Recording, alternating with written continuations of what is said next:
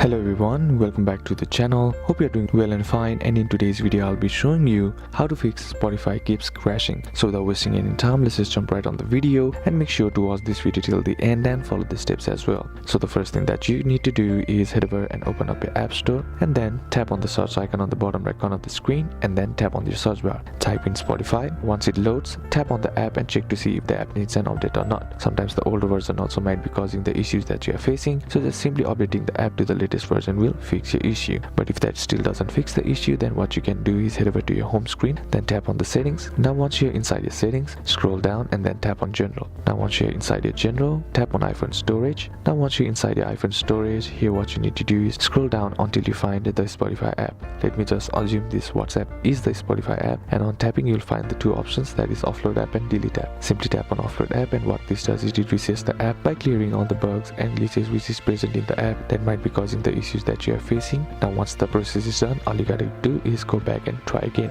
and that will fix your issue. So that's basically what you can do, and that's it for today's video guys. Hope this video was useful to you. Leave a like if it did, comment down below what the next video should be on, consider subbing to the channel. Thanks for watching. Bye bye.